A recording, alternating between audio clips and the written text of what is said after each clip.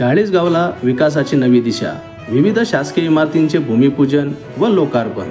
चाळीसगाव शहराच्या विकासाला नवी गती देणाऱ्या विविध शासकीय इमारतींचे भूमिपूजन व लोकार्पण सोहळ्याचा उत्साहपूर्ण कार्यक्रम पार पडला. महाराष्ट्र राज्याचे जलसंपदा मंत्री श्री गिरीश भाऊ महाजन आणि जळगाव जिल्ह्याचे पालकमंत्री श्री गुलाबराव पाटील यांच्या प्रमुख उपस्थितीत कार्यसम्राट आमदार मंगेशदादा चव्हाण यांच्या पुढाकारातून हा सोहळा संपन्न झाला. ह्या विविध विकासांमुळे चाळीसगाव शहराच्या प्रशासकीय सुविधा अधिक सक्षम होण्यास मदत होणार असून चाळीसगाव शहराच्या सर्वांगीण विकासाला नवी चालना मिळेल असा विश्वास यावेळी व्यक्त करण्यात आला. शहराला आधुनिक आणि गतिमान बनवण्याच्या दिशेने हे एक महत्त्वाचे पाऊल मानले जात आहे. इतका दूरदृष्टी असलेला नेता आपल्याला या ठिकाणी मिळालेला आहे की मी शब्दावर सुद्धा सांगू शकणार नाही. कामं आता मी त्यावेळेला बघितली तर गुलाब भाऊंनी आश्चर्यच केलं की असं कसं काय होऊ शकतं. आता आम्ही 35 वर्ष मला झाले, 5 वर्ष सरपंच, 40 वर्ष मला मी कॉलेज सोडल्यापासून जोड येतोय. गुलाब भाऊ या ठिकाणी 5 टर्म त्याचे झालेले आहेत. म्हणजे पण आम्हालाही आश्चर्य वाटतंय की कसं काय होऊ शकतं. असं अतिशय प्रामाणिकपणे काम केलं. म्हणजे किंमत सांगितल्यावर बिल्डिंगची इमारतीची ते इतकं त्यांनी लक्ष देऊन काम केलं आहे. म्हणजे आम्हाला वेळ लक्ष दिलं. आम्ही महिन्यातून 2 दिवस 3 दिवस घरी येतो, 28 दिवस बाहेर फिरतो. पण त्यांचं कामाकडे बघण्याचा दृष्टिकोन, त्याच्या क्वालिटी, त्या कामाचा दर्जा, त्यांनी निवडलेली सगळी त्याची माणसं ती इतकी योग्य आहे, इतकी उत्तम आहे ती खरं प्रत्येकाला हे होतं.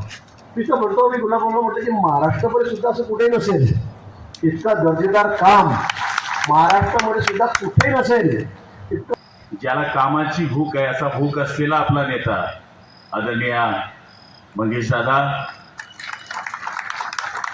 आदरणीय कलेक्टर महोदय, आदरणीय सीओ मॅडम,